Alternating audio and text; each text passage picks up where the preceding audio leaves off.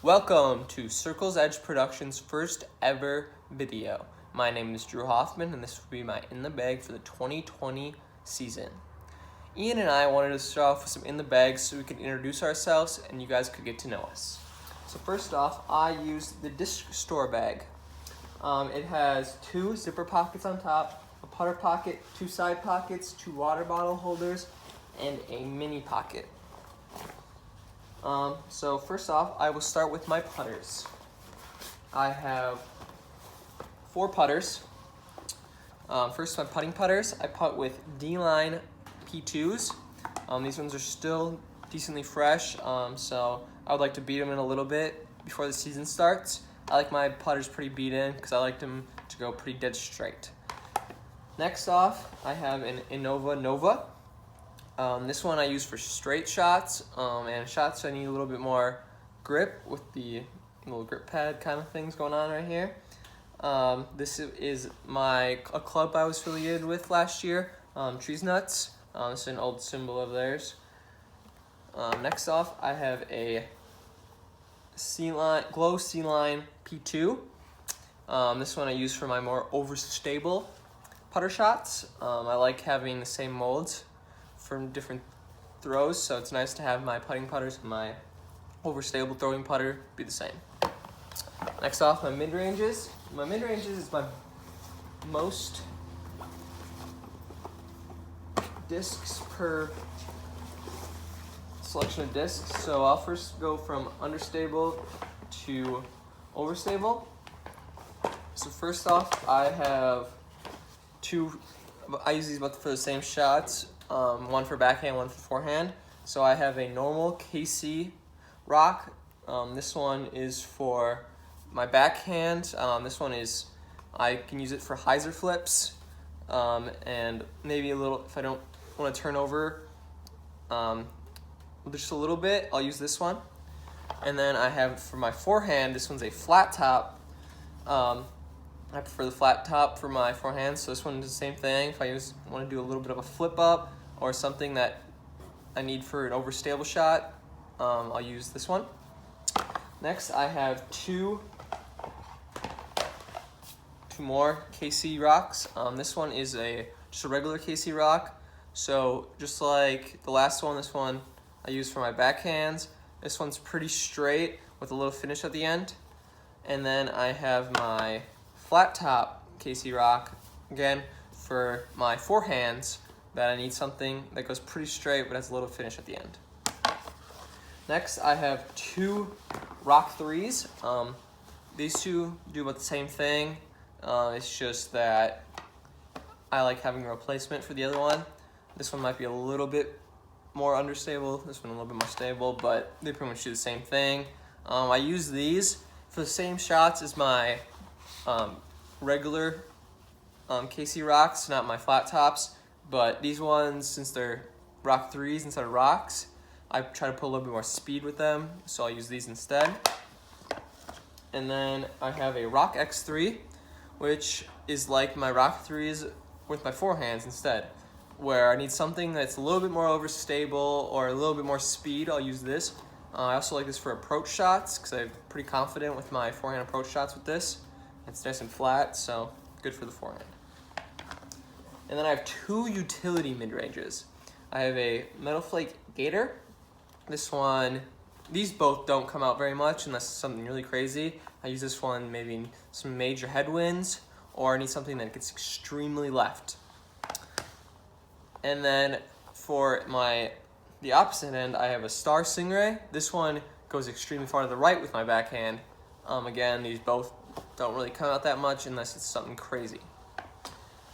Next, my Fairway Drivers. I have 4 of those from understable to overstable. I have a Leopard 3. I use this for my Big Annies. This is probably my main understable discs.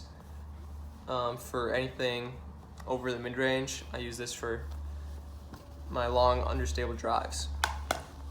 And then I have 2 TLs. First off, this is my white one. This one is pretty much perfectly dead straight, hyzer flip.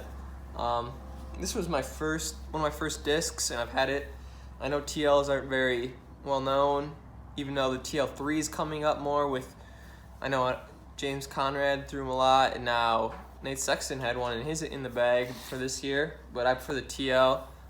It's just nice for my dead straight shots.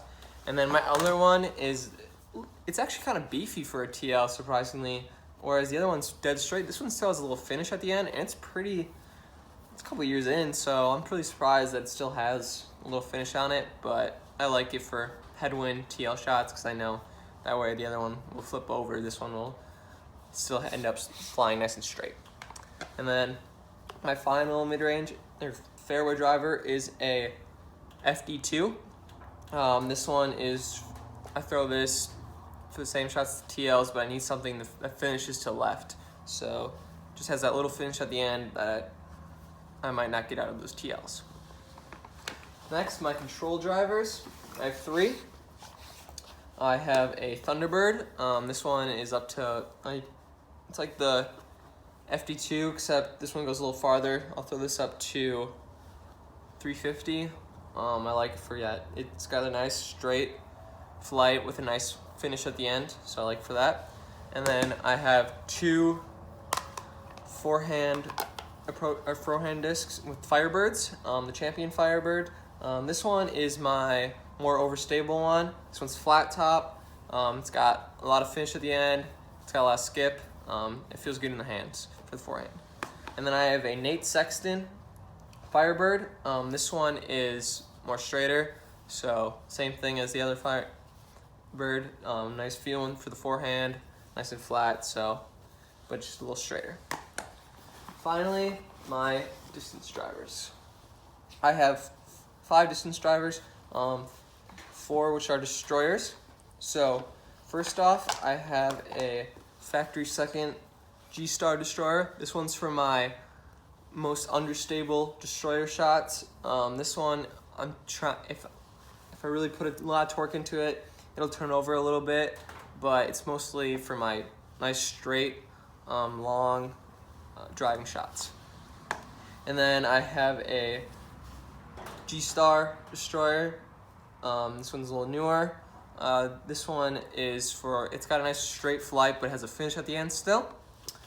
And then I have a Star destroyer. This one has a nice, still got a lot of beef into it, whereas I can really grind on this thing, and I know it's gonna have a nice flight to it, nice reliable destroyer flight. And then my final is a Star destroyer, Paul McBest. This one is nice and beefy. I use this for my headwind destroyer shots because I know this thing will not turn over for me in any kind of wind. And then as a utility disc, kind of a joke around disc, I have a G-Star Shrike. It's 167. I use this mostly for messing around.